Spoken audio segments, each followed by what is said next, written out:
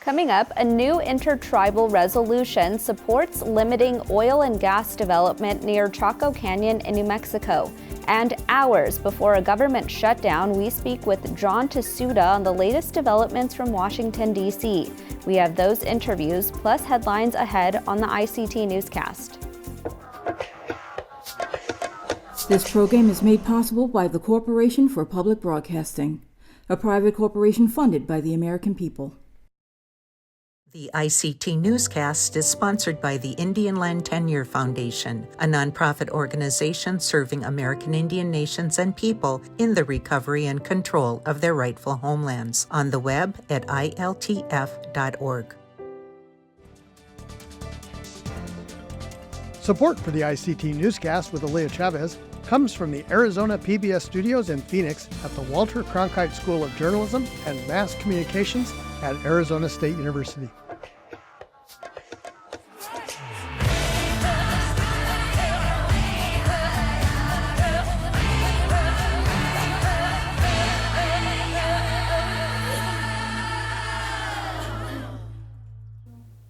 Amadawa Hopa, thank you for joining us. I am Aaliyah Chavez. We begin today in California, where a tribal nation is taking steps to increase voter registration. Last week, the Shingle Springs Band of Miwok Indians kicked off what they say is a first in Indian country. They set up a voter registration agency at its hospital, the Shingle Spring Health and Wellness Center. The goal, according to Chairwoman Regina Cuellar, is to register 100% of Shingle Spring citizens. We want other tribes to take what we've done and implement it and do the same thing. It's going to improve their citizens' lives to be able to register to vote on their own reservation land within their own community with the clinic staff they're familiar with and trust and are friendly with. So I think it's great for all of Indian country. Well, national parks are booming all over the country and even setting records for visitor spending. The Department of the Interior announced last month that visitor spending in communities near national parks in 2022 was $50.3 billion. That is up almost $8 billion from 2021. Getting out in nature is not only essential to health and well-being, national parks are also significant drivers of the national and local economy. Last year, nearly 312 million visitors spent $23.9 billion in communities within 60 miles of a national park. That's also great for local employment, as over 314,000 of the 378,000 jobs supported by visitor spending were in park gateway communities. National parks exist on indigenous lands and are federally protected, which is in the interest of the tribes who live there. In Tulalip, Washington, Northwest Leaders recently hosted its first Tribal Opioid Summit. Opioids were already a crisis in tribal nations before the pandemic, but over the last 3 years, substance abuse and overdoses have increased significantly. The use of synthetic opioids, or fentanyl, poses a major threat to tribal health and well-being. According to officials at the summit, tribes have had more deaths related to fentanyl than from COVID-19. National Indian Health Board chairperson and Alaska Representative Chief William Smith said that American Indians and Alaska Natives are dying from fentanyl overdoses at a rate 30% higher than any other group in the United States. Summit participants included federal, state, and regional partners. One recommendation called for increased funding as a tool to tackle the crisis. And those are the headlines for the ICT Newscast.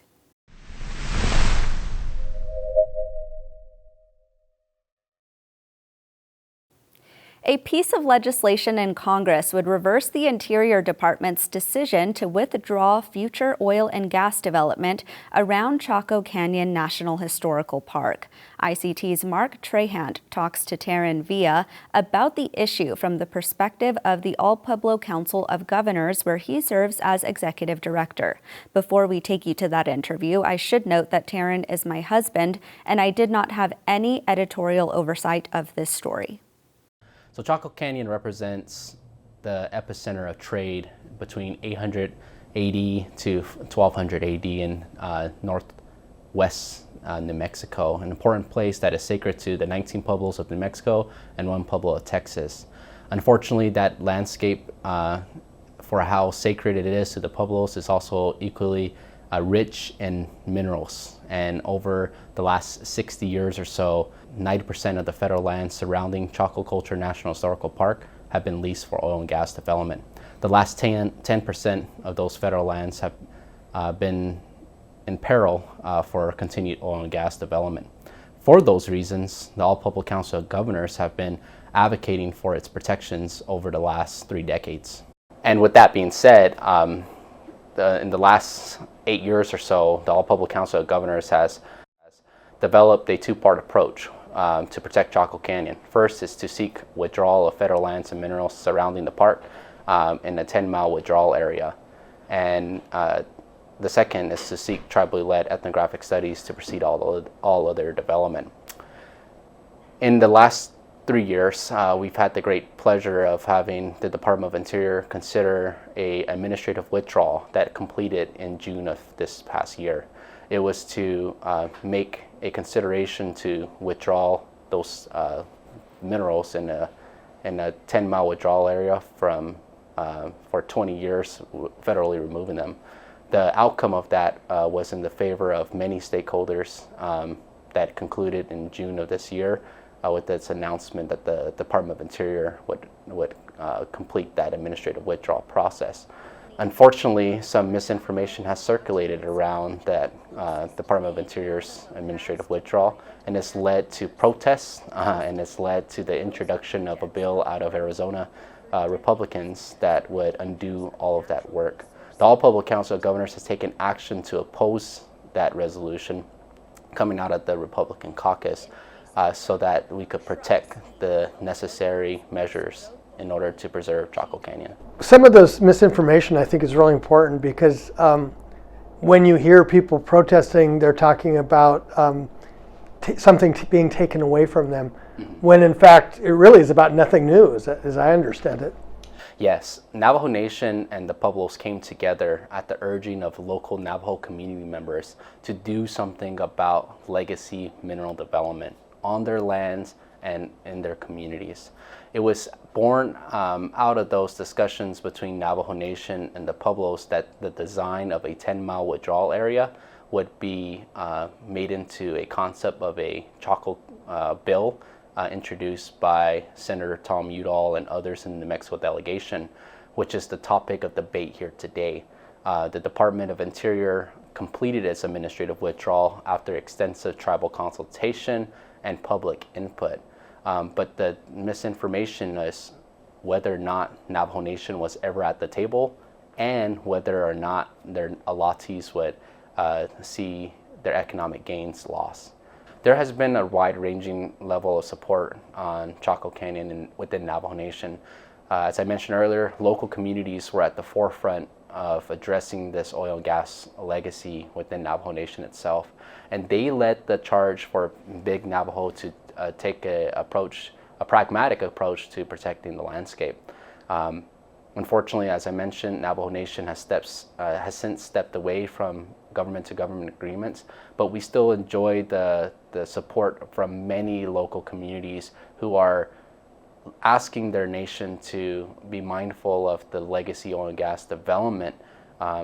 Some of those individuals are Mario Atencio. He testified in opposition to this crane bill in the House Natural Resources Committee in July, and many others who have been long calling to reclaim their power against mineral development. And we're hoping that Navajo Nation can come back to a table to assess the need to protect sacred sites while also balancing the interests of economic development. I want to switch topics real quick and just ask you if the various Pueblos governments are prepared for a government shutdown and how they're basically what steps being taken now. The All Pueblo Council of Governors has been carefully tracking this dynamic in Congress where Republicans are leading the House and the Democrats are leading the Senate. Earlier this year, the biggest issue has been that the Pueblos have been advocating on is the federal trust responsibility, asking Congress, despite their party, to to respect the federal trust responsibility. When the debt ceiling was being considered in the negotiating table, and now as we think about whether or not the federal government will shut down, Pueblo leadership are standing strong to advocate to Congress that there's a federal trust responsibility. We encourage you to respect that as you make your considerations of a budget, and that so many of our communities, regardless if you're Pueblo or a different tribe, rely on the federal government support to execute their obligations. Thank you so much. Appreciate you.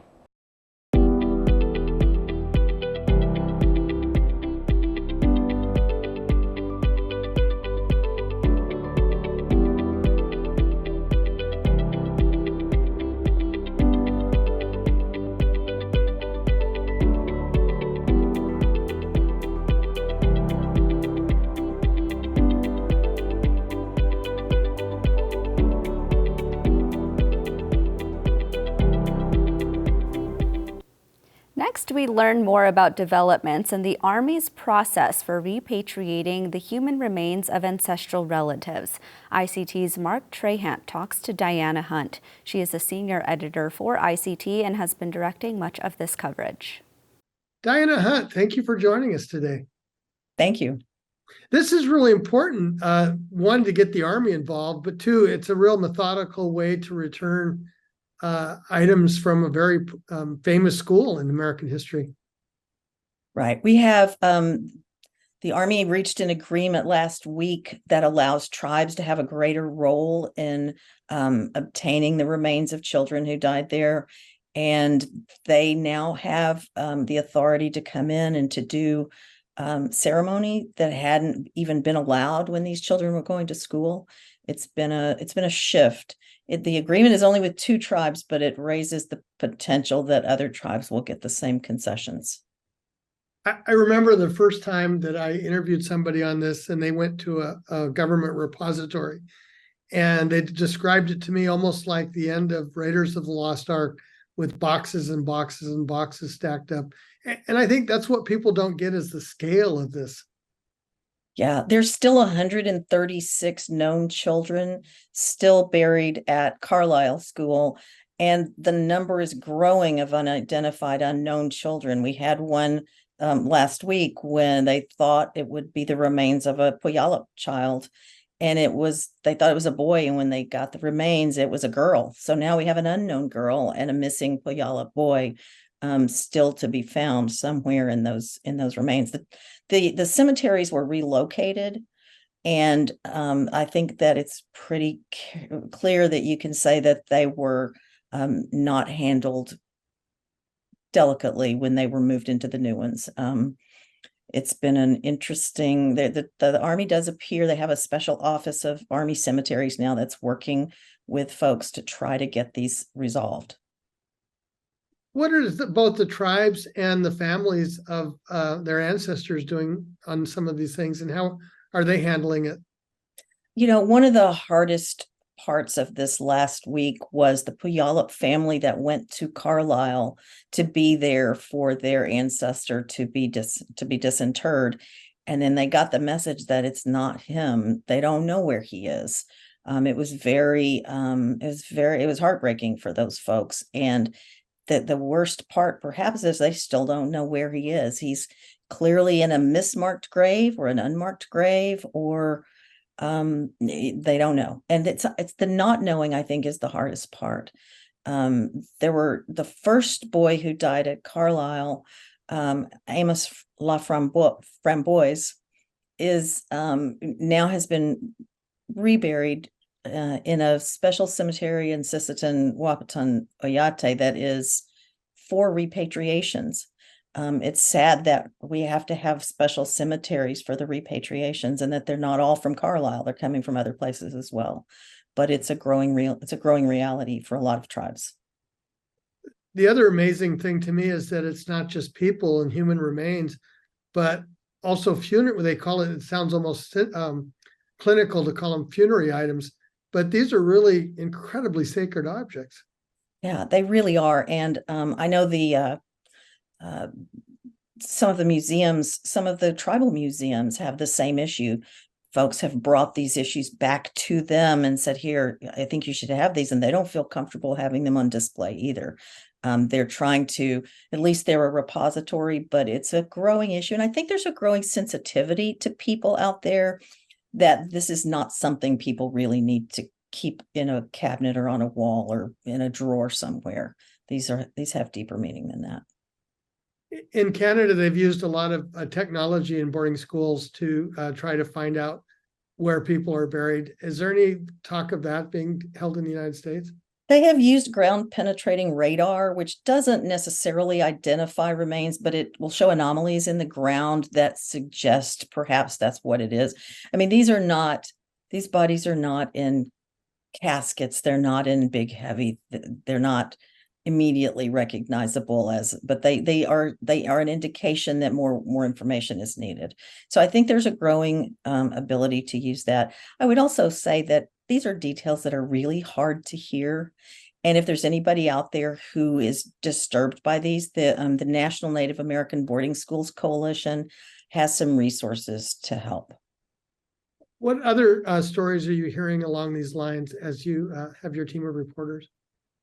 Well, I think there's still a real misunderstanding how so many of these graves could have gotten jumbled up and who did that and when and why. Amos, the first child, he was the first child who died at Carlisle. He was initially buried in a cemetery in town, and then they decided that was only for white people, that they didn't want Native people buried there. So he got moved out to Carlisle. And then Carlisle decided they were going to build on that site. So then they moved him again. And his remains were consistent with the child they believe was buried there. But there's no real good way to confirm a lot of these things. So we rely on charts and identifiers and sometimes you find more than one child buried in a grave. They may have put three together. You might know one and you might not know the other two. It's very disturbing. Disturbing indeed. Diana Hunt, thank you.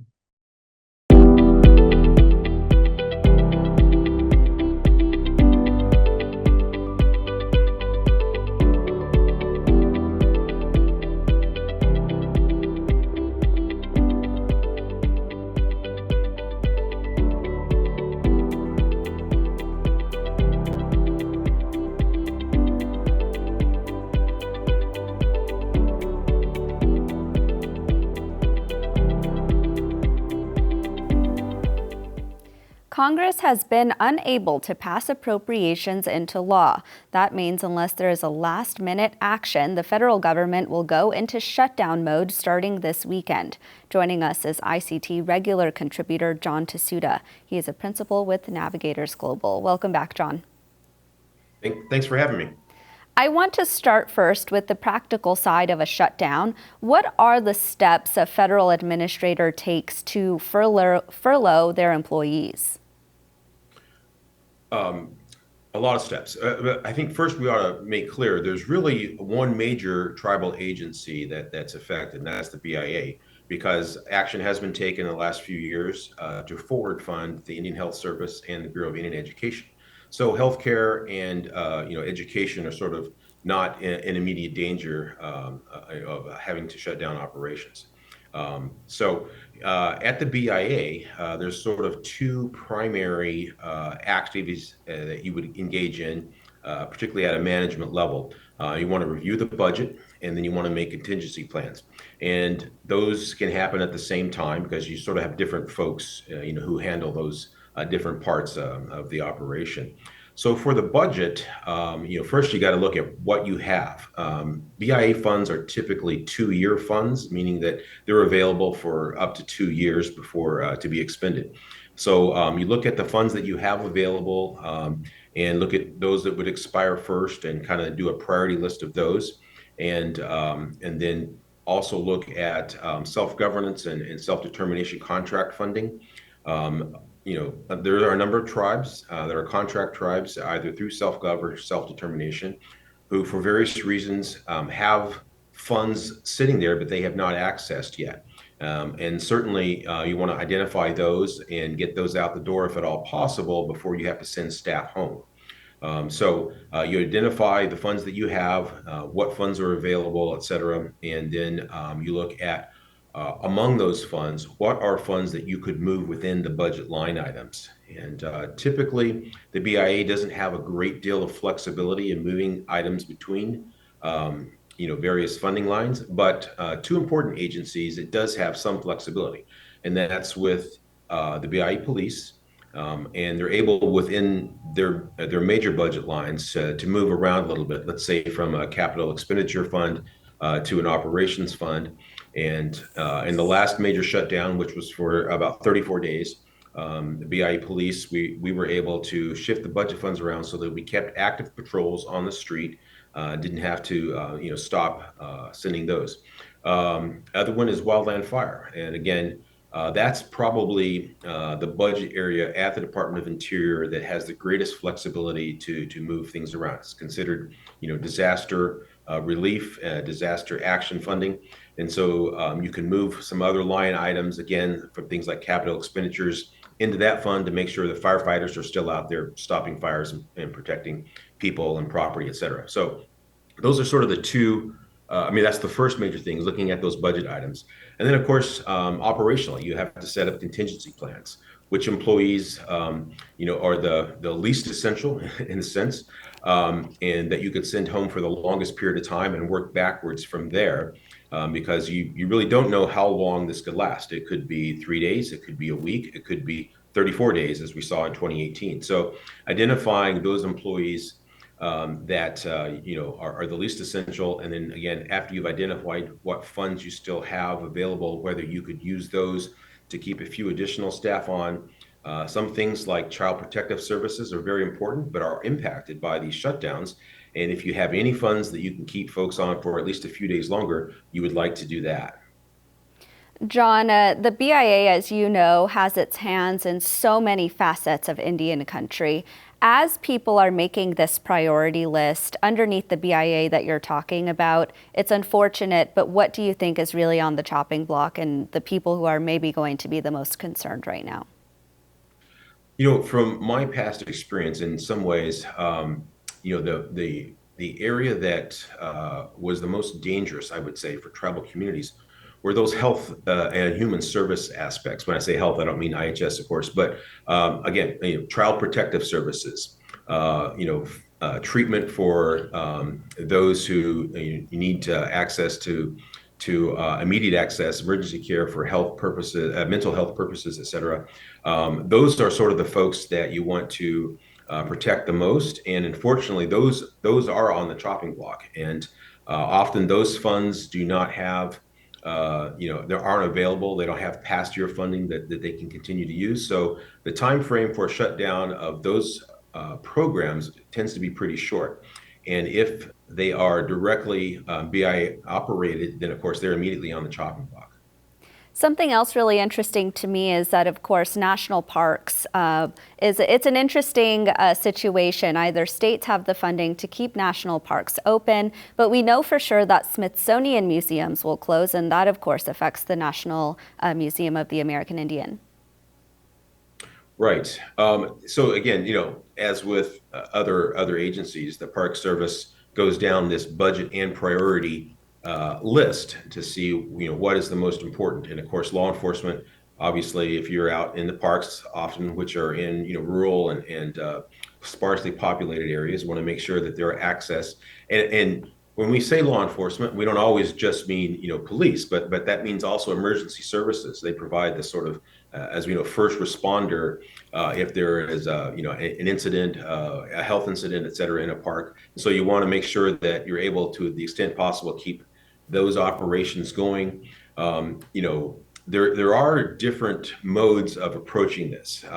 In 2018, while I was at Interior, we took the opportunity to try to keep the parks open as long as possible, so that people could continue to access the recreation, the outdoor space, et cetera, while the federal government was shut down. That puts a lot of strain on some of the staff who are deemed essential and have to show up for work, whether they're paid or not. But that at least maintained those parks open. Unfortunately, it meant that there were not some things like management services for facilities like bathrooms, et cetera, trash, whatnot, that became a major problem. And so those are, again, things that aren't as problematic if it's a short-term shutdown, but when you get into several weeks, obviously those become a bigger issue. So you identify those, and it's unfortunate for things like the museums, that they get shut down because they are both an educational and a recreational avenue. But I think that the bigger concern is probably for the parks that are out in the rural areas, et cetera, because many of those have open access, and so people are able to enter those. And again, whether they get into an emergency situation or not, you want to be able to have staff there to address those. John Tahsuda, thank you so much. We'll continue following this. As we know, of course, this shutdown looks more and more likely, but we thank you so much for your time today. Thank you. It's always fun to talk. Thursday on the ICT Newscast, we will have some poetry. Kinsale Drake, a poet and founder of the Indian Girls Book Club, will join us here in our studio. And that's a slice of our Indigenous world. For all the latest, visit ictnews.org. From all of us in the newsroom, stay safe, my relatives.